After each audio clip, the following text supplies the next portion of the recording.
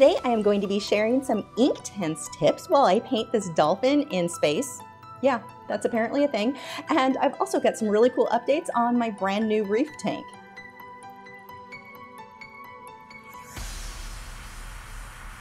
For the 5 of you who are interested in my new Reef tank, I will have an update on this guy and the installation and just, well, an update at the end of this video. For those of you who are supporters over on Patreon, make sure to head over where you've got the real-time version of this tutorial available for you now. If you are unfamiliar with Patreon, for as little as $4 a month, you get access to all of my weekly longer lessons. I have over 200 available. The second you sign up, you get instant access to all of those, and then a new one every single week. I work in multiple mediums. If you're not sure if Patreon is going to be a fit for you, head over to my website. I have a link in the video description where you can see the entire video library and a free just demonstration in colored pencil so you can see if my teaching techniques will fit you. So to start off, I am working on a watercolor block. This is Arch's hot press watercolor paper. I misted the entire paper with water. Now this I have to paint flat in order to get the effect that I wanted here. So I need everything to be wet, and I'm using my Inktense blocks very much how I would a watercolor. Or watercolor pans. So that is what I'm doing here, and this all needs to be kept wet so I can mist it with water. I'm just using my regular spray bottle as often as I need to so that these will start to kind of bleed into each other. There is a random SD card on my studio floor right there. And once I get that filled in, I'm going to really thin out some of that magenta with water. And now I'm just flicking or splattering it onto the paper.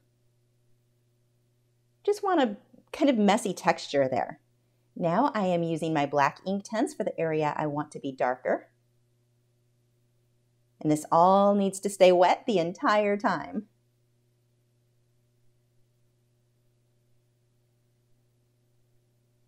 Spraying it with some more water. So the paper is going to warp pretty badly as I'm working, but if I dry it with a hairdryer, it's going to dry back mostly in shape.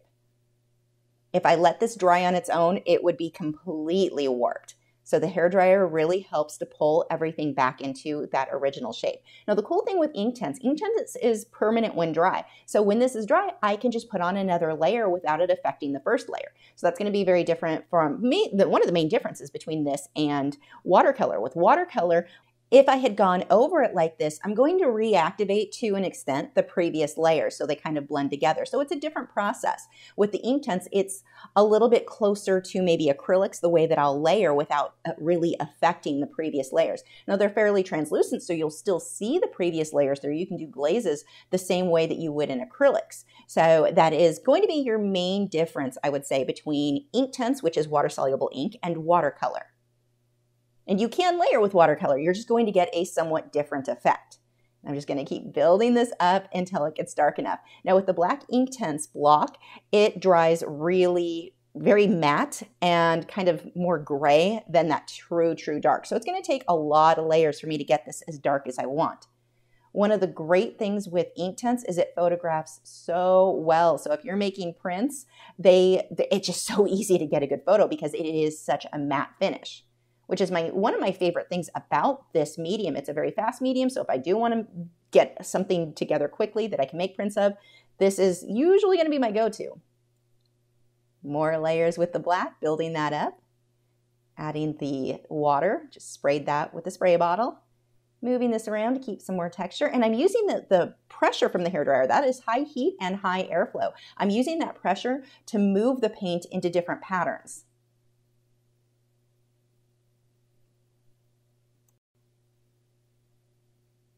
I want to make sure everything is as dark as what I'm going to want it to be before I start with the earth and the dolphin, because it's going to be a lot harder to do this if I'm trying to paint around my subject. Once I get that where I want, I go ahead and draw that out. I used the white Inktense pencil to sketch out my earth and moon and dolphin. Now the white Inktense block, I'm doing the same thing. I'm using it the same way I would a watercolor pan, where I'm adding water directly to the block and lifting that with my paintbrush and then painting it on. Now when this dries, it's going to dry really opaque. When you're applying it, it looks like it doesn't really show very much, but look as it dries how it gets just super white. So in this case, if there was an area where it's just too dark and I wanted it to be yellow, if I paint yellow directly over this dark background, it's not going to show up.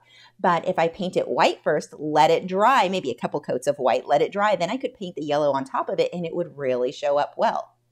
I can also mix the white in with, let's say, blue if I want a light blue, like I've done here. Now, when painting the earth, I want to make sure that I'm letting the background color show through for the shadows. That looks better, I found, than trying to just paint an entire circle of the earth and then come back through and paint the shadows and make it look like it fades out. Let it fade out by just not painting anything for that. Let the background color show through for you. Adding blue with a little bit of white in there for the moon. Same thing. See how I'm letting that background color really show through. We'll come back to the earth, but we're going to go ahead and start blocking in the dolphin. You can't really see it, but it is already pre-drawn out with my white Inktense pencil. Now, the white Inktense pencil is very different than the Inktense block in that if you were to sketch something in with the pencil and then add water, it's not going to stay super opaque or get very opaque like the Inktense block does. I find it gets more translucent when you add water to the Inktense pencil. So if I want opacity, I'm going to go with the Inktense block using like a watercolor pencil, and then I can use my white Inktense pencil for I'm sorry, I said that wrong. I'm going to use it like the watercolor pan when I want it to be opaque with the white Inktense block. When I want fine details and such, I'll use the pencil, but I'm not going to blend that out too much with water. Otherwise, it just sort of disappears.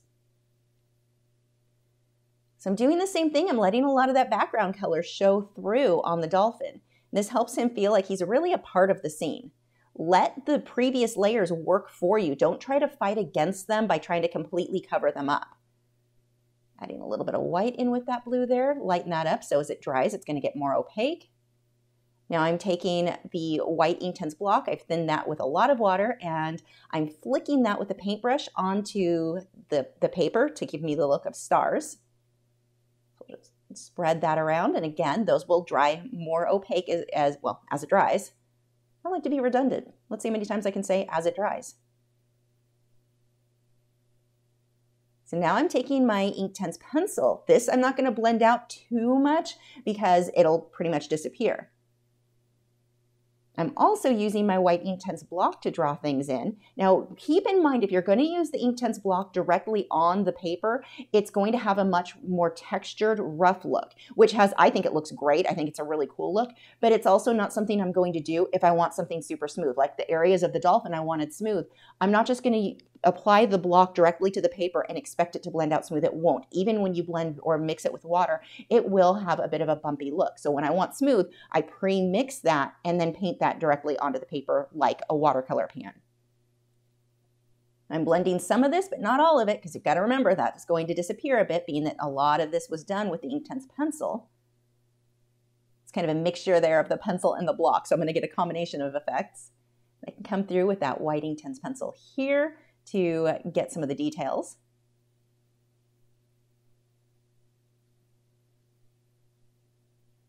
Now the Inktense pencils, these are kind of interesting because they will only go darker except for the white. So even if you grab a light pencil, when you apply it to the paper, it always ends up darker. There's no opacity to it, so you're really not lightening things up. If I need something lighter, I want to use that white Inktense block or the white Inktense pencil and then go over that. But I would start with that, let it dry, and then I can put a light color on top of it, or just mix the block in with the color that I wanted. So let's say I wanted a pink color. I would take my magenta or a red, depending on the tone I wanted, and add the white Inktense block to it, pre-mix it to get that color I want. Now here, using that white or the Inktense block again, and that's going to be a bit rough. It will have a bumpy texture where I add that, but it also comes out really fairly opaque when you apply the block directly to the paper. So it really just depends on the look you're going for. I'll use that white pencil, start working into some of these details. And for me, if I could only get the pencils or only get the blocks, I would go with the blocks. I feel like I can do almost everything I would possibly want with just those, but they work so well together because there's certain things here, like this is great to do with the pencil. That would be a lot harder to do with the block. So they are something that I really like using together. I would rather get two smaller sets. So a smaller set of blocks, a smaller set of pencils than one huge set of one or the other, because they do blend really well too. Also make sure that you pick up extra of the white. Depending on the set you get, it may not come with the white and the black. I would get extra of those. They are available open stock, so that's really convenient.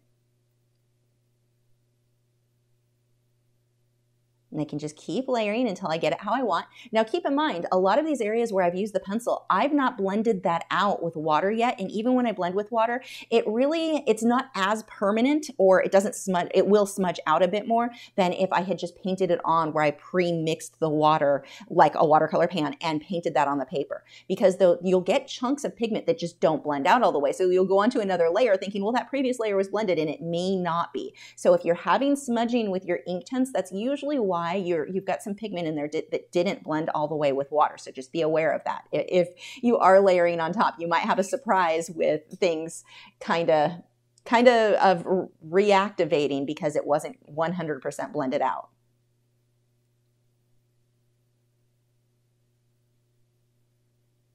Now here, if I want that light blue, if I had used the light blue pencil, it's not going to show up like this. So I really like the block in this case. You can look at that. That just shows up so well. You may be hearing some weird noises in the background from one of the aquariums draining water right now, so I apologize for that.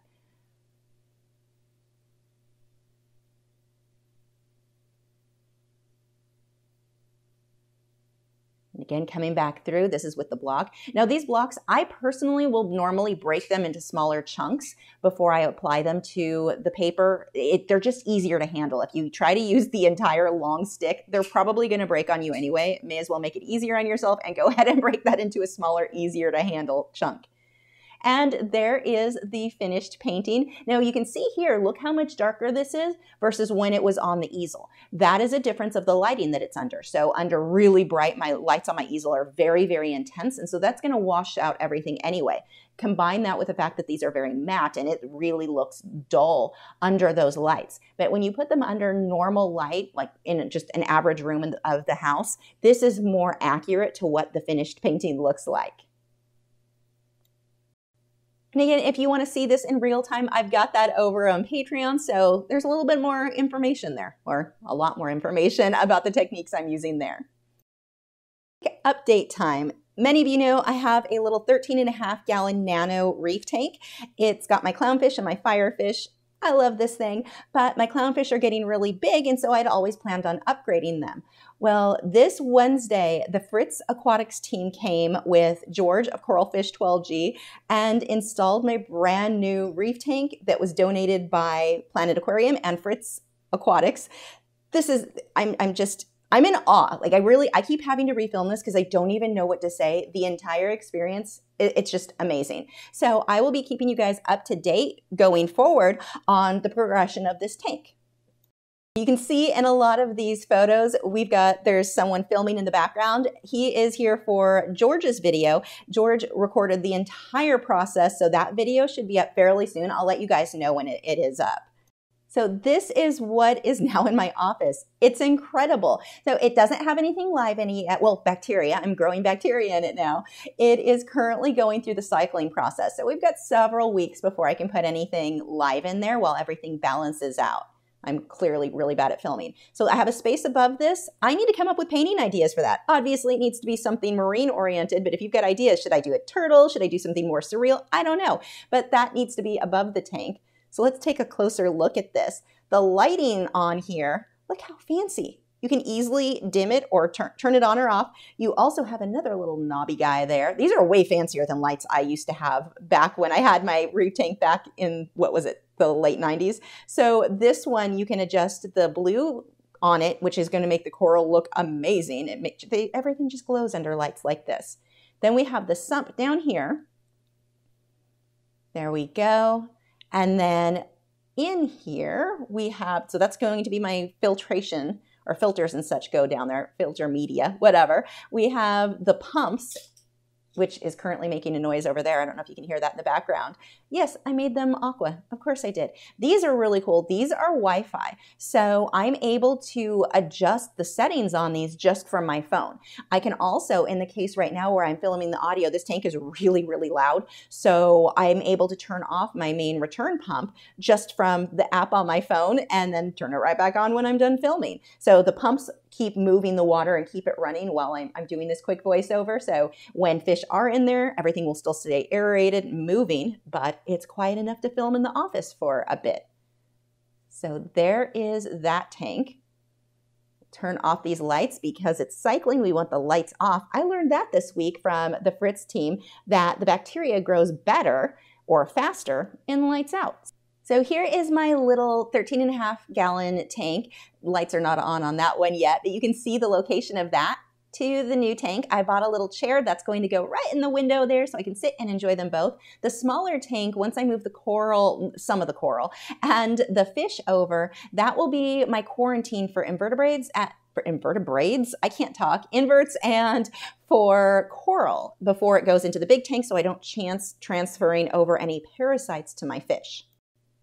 So it's going to be a while before we do get anything living or really going in here once the cycle is complete. I'm thinking I will probably put my clownfish in first and then go ahead and start the quarantining process on a new set of corals. So it's going to be a long process. I'll keep you guys updated every week at the end of whatever painting video I had. It will go through inevitably a very, very ugly stage. I'm going to end up with diatoms, just an ugly kind of yellowy brown will end up covering everything for a while. Then that balances out. It's a whole thing, but we will have some ugly stages and I'll update you with that once we get there. If you're not already, make sure to follow me over on MeWe. That is my platform of choice when it comes to social media besides YouTube. You will get updates, photos, all of that has been getting posted over there. So if you don't want to wait a full week for updates, that would be a good place. Plus I've got some photos of my frogs, all kinds of cool stuff there. Have you subscribed yet? If not, I have a handy button right there. It's round, has an orange arrow going towards it. If you click on that, that'll help you to keep up to date with all of my new art videos every single week. You may also want to click on the bell notification icon because YouTube is terrible about notifying people when new videos go up, or sign up for my email newsletter, send out an update once a week normally, and that is for free with different motivational stuff for artists, all kinds of good stuff there. And of course, follow me over on MeWe.